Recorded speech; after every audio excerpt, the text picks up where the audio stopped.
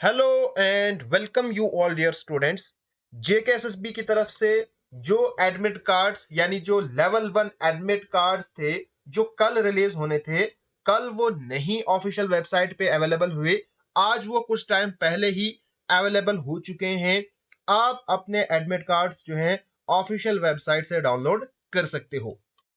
इस वक्त जो है एक तरफ से बच्चे लगातार 2 दिनों से प्रोटेस्ट कर रहे हैं और उनकी डिमांड यही है कि हमें एक ब्लैकलिस्टेड कंपनी से एग्जाम कंडक्ट नहीं करवाना है, बिकॉज फिर हमारे अंदर जो श्योरिटी है कि जो एग्जाम है वो बिल्कुल फेयर तरीके से कंडक्ट हो गया, वो हमारे अंदर नहीं रहेगा।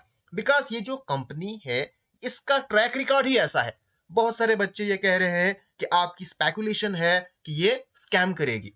अरे भाई, स्पेकुलेशन तब है जब इसका हम पीछे देखते हैं, इसकी हिस्ट्री देखते हैं। लगातार कल ही एक एग्जाम जो है जो इन्होंने कंडक्ट करवाया था वो कैंसिल हो गया। ठीक है, तो इनका ट्रैक रिकॉर्ड ही ऐसा है कि जो ये एग्जाम कंडक्ट करवाते हैं वहां पे ये कुछ ना कुछ करप्शन, कोई ना कोई स्कैम जरूर होता है। तो हमें कैसे श्योरिटी आएगी कि नहीं भैया, पीछे जो इसने किया, जो चोरियां इसने पीछे की, अब वो ये बिल्कुल सुधर गई है, अब वो वैसा नहीं करेगी। हमारे जो जेके जम्मू एंड कश्मीर में ये रहेगी तो यहाँ पे ये बिल्कुल फेयर तरीके से एग्जाम कंडक्ट करवाएगी। जब ये यहाँ से बाहर जाएगी तो वहां पे पता नहीं ये क्या क्या स्कैम करेगी। तो इस तरह का यहाँ पे माहौल चल रहा है। बच्चे लगातार 2 दिनों से प्रोटेस्ट कर रहे हैं, लेकिन ना ही जेकेएसएसबी को कोई फर्क पड़ रहा है और ना ही जो एडमिनिस्ट्रेशन है इसके ऊपर कोई फर्क पड़ रहा है। हम ये एक्सपेक्ट कर रहे थे कि जो एलजी है वो आगे आगे कुछ ना कुछ कहेंगे बच्चों से कि आप ऐसा मत करो, हम ये करेंगे वो करेंगे। कुछ नहीं कहा। जेकेएसएसबी की तरफ से कोई भी बड़े ऑफिशियल ने कुछ भी नहीं कहा है।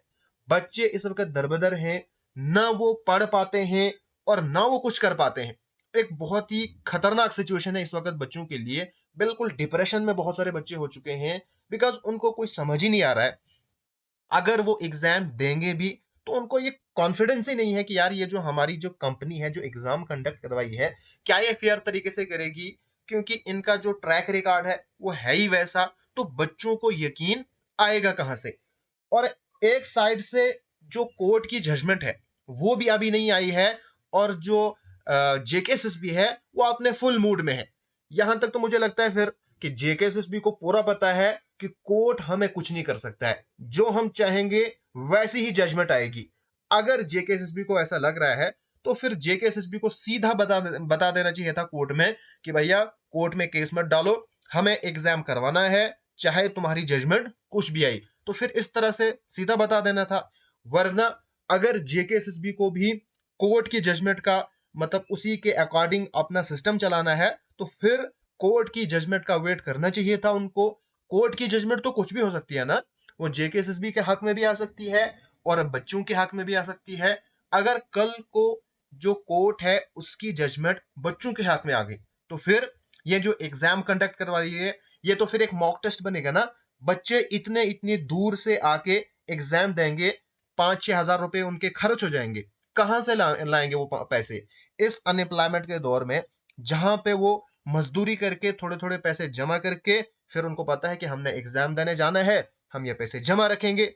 तो क्या इस तरह से जेकेएसएसबी एस्पिरेंट के साथ खेल रही है। और खास तौर पे मैं जो है पॉलिटिकल पार्टीज पे यहां पे हैरान हूं। एक भी पॉलिटिकल पार्टी जो है इस वक्त एस्पिरेंट के साथ नहीं है। हाँ, ट्विटर पे जरूर वो लिख रहे हैं, लेकिन मैं उन पॉलिटिकल पार्टीज को ये कहना चाहता हूं, आपका काम ट्विटर पे नहीं है। आप बच्चों के साथ जहां बच्चे आपको बुलाएंगे वहां पे आपको आना पड़ेगा, क्योंकि आप पब्लिक रिप्रेजेंटेटिव हो। अगर आज नहीं हो, जब भी इलेक्शन होंगे तब तो आप ही बनोगे ना। फिर उस टाइम पे यही अपोजिशन वाले, जब इलेक्शन रिजल्ट आता है ना, फिर उस टाइम पे ये कहेंगे कि नहीं भैया ईवीएम हैक हो गई थी, वो हो गया था, ये हो गया था। जब तुम लोग ग्राउंड पे काम ही नहीं करते हो। इस वक्त आपका टाइम था कि हमारे जो बच्चे हैं उनके साथ आते। जो उमर अब्दुल्ला वो होना चाहिए थे इस वक्त बच्चों के साथ प्रोटेस्ट में। महबूबा मुफ्ती होनी चाहिए थी प्रोटेस्ट में। गुलाम नबी आजाद होने चाहिए थे प्रोटेस्ट में। लेकिन आज वो ट्विटर पे लिख रहे हैं। हमें आपको ट्विटर पे नहीं चाहिए, आप हमें चाहिए ग्राउंड पे। आप हमारे साथ प्रोटेस्ट में आते, हमें गाइड करते कि भाई आपको हमें कैसे प्रोटेस्ट करना है, ये सब चीजें।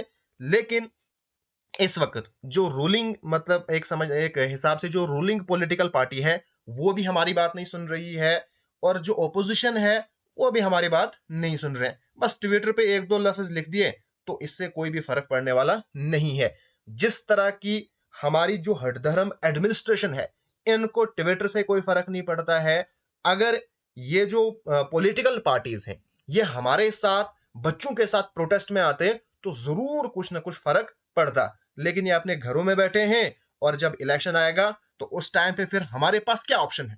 जरा मुझे बताओ, हमारे पास क्या ऑप्शन है? क्या हम इस वक्त कोई ऐसी पॉलिटिकल पार्टी है जिसके लिए हमारा दिल जो है वो बोलता है कि नहीं भैया इसी को हम वोट करेंगे, इन्होंने हमारा साथ दिया?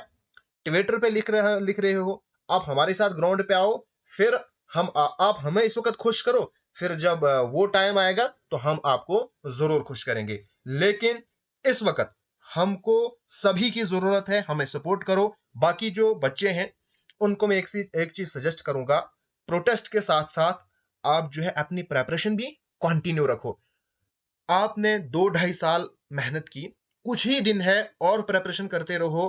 प्रोटेस्ट भी करेंगे क्योंकि हमें तो कोई सर्टेनिटी नहीं है ना, हमें तो कुछ ना कुछ करना ही पड़ेगा।